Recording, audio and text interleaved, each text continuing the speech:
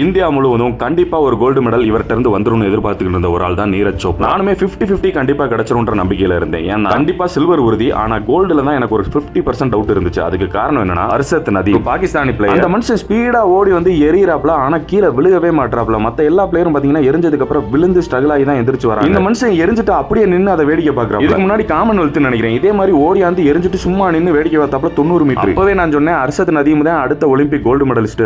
ஒலிம்பிக்ல record வச்சுட்டாப்ல 92.97 metre. தரமான செய்கைன்னு சொல்லலாம். இந்த போட்டியில 2வது இடத்தை பிடிச்சதுக்கு அப்புறம் நீரஜ் சொல்லிருக்காப்ல, இந்தியாவுக்காக பதக்கம் எடுத்தது எனக்கு ரொம்ப மகிழ்ச்சி, நான் இன்னும் கொஞ்சம் பயிற்சி எடுக்கணும் அப்படின்னு சொல்லியிருக்காரு. அதை விட நீரஜோட அம்மா சொன்னதுதான் ரொம்பவே சூப்பரா இருக்கு. எங்களை பொறுத்தளவு நாங்க ரொம்ப சந்தோஷமா இருக்கோம். எங்களுக்கு இந்த வெள்ளியே தங்கத்துக்கு நிகரான, தங்கம் என்ற பையன் மட்டும் யாரு, நம்ம பையன் தானே அப்படின்னு அர்ஷத் நதீம் சொல்லிருக்காங்க. இன்னொரு மேட்டர் என்னன்னா சிங்கிள் பிளேயர்ஸ் விளையாடுற விளையாட்டுல வரலாறுலயே இப்பதான் முதல் முறையா பாகிஸ்தான் கோல்டு எடுத்தது. எது எப்படியோ இந்தியாவுக்கு இந்த ஒலிம்பிக்ஸ்ல முதல் வெள்ளி கிடைச்சது. சொன்ன மாதிரி தான் வெள்ளியோ தங்கமோ பதக்கம் வாங்கியாச்சு, நம்ம கொடியை அங்கே காட்டியாச்சு, பேர் அங்கே நிக்குது.